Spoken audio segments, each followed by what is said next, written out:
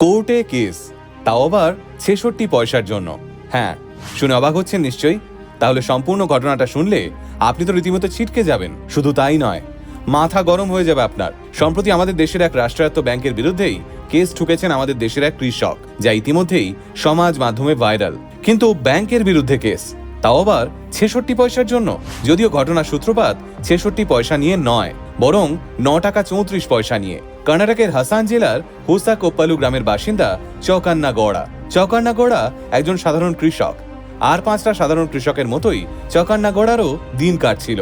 কিন্তু একবার চাষের কাজের জন্য এই কৃষক ভাইয়ের দরকার পড়ে ৫০,০০০ টাকা। অগত্যা তিনি গ্রামের কানাড়া ব্যাংক থেকে ৫০,০০০ টাকা কৃষি লোন নেন। এরপর যথারীতি লোনের পুরো টাকাটা সুদ সহ তিনি কড়ায় গন্ডায় মিটিয়েও দেন ব্যাংকে। কিন্তু এখানেই ঘটে আসল ঘটনা। ব্যাংকে টাকা মিটিয়ে দেওয়ার পরেও ব্যাংকের কম্পিউটার সিস্টেমে কোথাও একটা ৯ টাকা ৩৪ পয়সা তখনও বাকি থেকে যায়। এরপর ২০২৬ সালের ২৫শে ফেব্রুয়ারি হঠাৎই ওই কৃষকের মোবাইলে একটি SMS আসে, আর ব্যাংকের অটোমেটেড সিস্টেম জানায় আপনার লোন অ্যাকাউন্টে এখনও ৯ টাকা ৩৪ পয়সা বাকি রয়ে গেছে।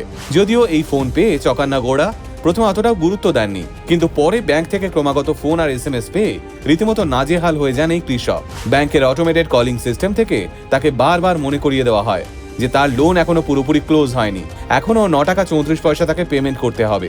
এরপর অবশ্য চৌকান্না গৌড়া সরাসরি কানাড়া ব্যাংকের সাকলেসপুর ব্রাঞ্চে যান এবং কাউন্টারের সামনে গিয়ে তিনি পকেট থেকে একটি ১০ টাকার নোট বের করেন এবং ডিপোজিট স্লিপে নিজের লোন অ্যাকাউন্ট নাম্বারটা লেখেন আর টাকার ঘরে লেখেন ৯ টাকা ৩৪ পয়সা। এরপর সেই টাকা ব্যাংকে জমা করে দেন। ব্যাংকও যথারীতি তাকে রসিদ দিয়ে দেয়। কিন্তু এরপরেই আসল চালটা খেলেন চৌকান্না গৌড়া। তিনি ব্যাংকে শান্ত গলায় বলেন, ঠিক আছে, আপনাদের ৯ টাকা ৩৪ পয়সা আমি জমা দিয়ে দিয়েছি, নিন, এবার আমার ৬৬ পয়সা আমায় ফেরত দিন। ব্যাস, চৌকান্না গৌড়ার এই একটা কথাতেই গোটা ব্যাংক জুড়ে নিমেষে ঝড় বয়ে যায়। সকলেই তখন সকলের মুখের দিকে তাকাচ্ছে আর ভাবছে ওই কৃষককে এর প্রতিউত্তরে কি বলা যায়। এরপর ব্যাংকের কর্মীরা একটু ধাতস্থ হয়ে বলেন, স্যার, আমাদের সিস্টেমে ১ টাকার কম ক্যাশ ফেরত দেওয়া যায় না। যদিও সত্যি RBI এর এমন কোনো সরাসরি নিয়ম নেই যে ১ টাকার কম ফেরত দেওয়া যাবে না, কিন্তু ব্যাংকগুলোর কোর ব্যাংকিং সফটওয়্যার এমনভাবেই তৈরি যেখানে ১ টাকার কম লেনদেন সহজে করা যায় না। অগত্যা অনেক বাগবিতণ্ডার পর ব্যাংকের তরফ থেকে জানানো হয় চৌকান্না গৌড়া ৬৬ পয়সা তার সেভিংস অ্যাকাউন্টে অ্যাডজাস্ট করে দেওয়া হবে। কিন্তু চৌকান্না গৌড়া তখন রেগে গিয়ে বলেন, ব্যাংক যদি ৯ টাকা ৩৪ পয়সার জন্য আমাকে এতবার ফোন করে বিরক্ত করতে পারে, তাহলে আমার ৬৬ পয়সা ফেরত দিতে পারবে না কেন? এটা শুধুই টাকার ব্যাপার নয়, এটা ন্যায় বিচারের। বড় বড় ডিফল্টারদের কোটি কোটি টাকা এরা ছেড়ে দেয়, আর আমার মতো ছোট চাষিকে অবদস্থ করে মানসিক চাপ দেয়।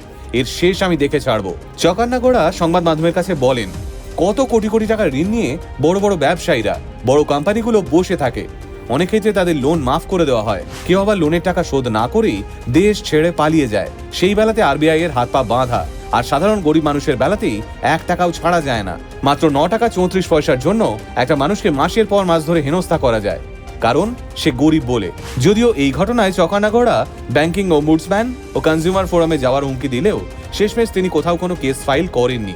মাঝে মাঝে কি মনে হয় জানেন, কখনো কখনো এভাবেই আওয়াজ তোলা উচিত মানুষের, কারণ নরম মাটিতে দাপানো স্বভাব কিছু মানুষের চিরকালের।